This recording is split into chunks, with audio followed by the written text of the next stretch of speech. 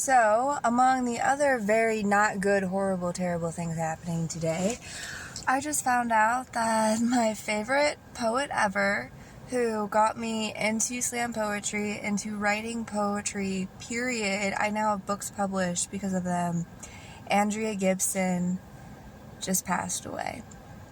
I'm so sad, guys.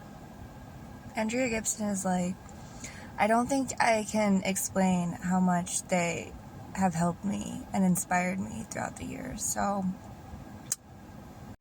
So this poem by them, Dive, I memorized it when I was 14, almost 20 years ago. I still have it memorized by heart, pretty much the whole thing. So I am going to perform it in honor of Andrea and their absolute brilliance. So I hope you can stick with me through it, even after this long introduction. And keep Andrea and their family in your thoughts, please. So, I often repeat myself, and the second time's a lie. I love you. I love you. See what I mean? I don't. And I do. And I'm not talking about some girl I might be kissing on. I'm talking about this world I'm blissing on and hating at the exact same time. See, life doesn't rhyme.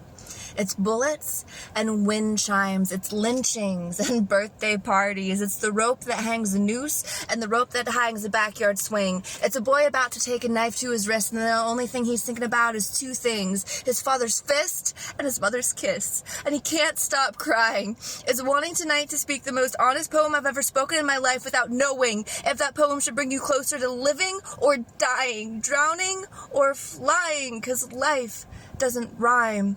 Last night, I prayed myself to sleep, woke this morning to find God's obituary scrolled in tears down my sheets, then walked outside to hear my neighbor erasing 10,000 years of hard labor with a single note of his violin, and the sound of the traffic rang like a hymn as the holiest leaf of autumn fell from a plastic tree limb.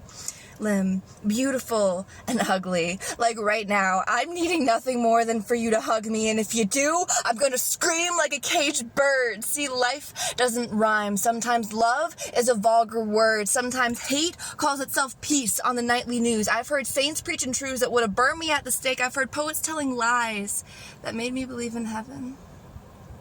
Sometimes I imagine Hitler at 7 years old, a paintbrush in his hand at school, thinking, what color should I paint my soul? Sometimes I remember myself with track marks on my tongue from shooting up convictions that would have hung innocent men from trees. Have you ever seen a mother fall to her knees the day her son dies in a war she voted for? Could there have been anything louder than the noise inside Matthew Shepard's father's head when he begged the jury, please don't take the lives of the men who turned my son's skull to powder? And I know nothing would make my family prouder than giving up everything I believe in. Still, nothing keeps me believing like the sound of my mother breathing.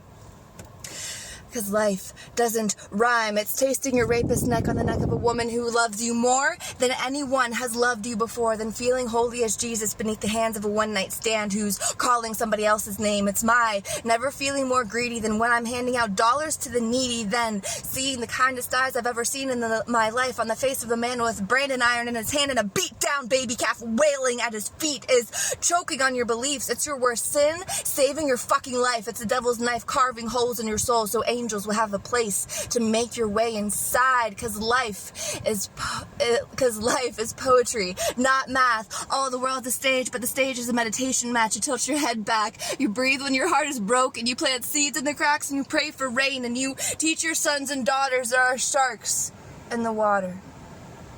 But the only way to survive is to breathe deep and dive.